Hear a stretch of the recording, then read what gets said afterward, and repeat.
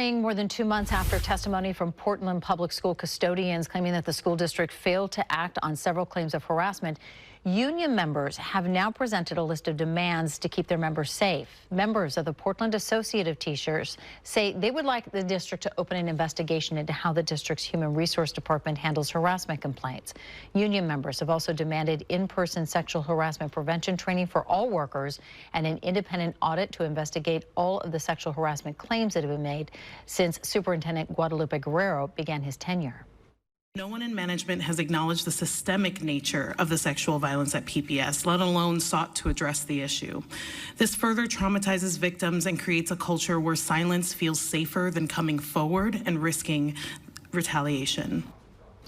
Portland Public Schools has said that they are aware of the allegations made and are investigating. We have reached out to the district on a response to the latest demands from the union. We are still waiting to hear back.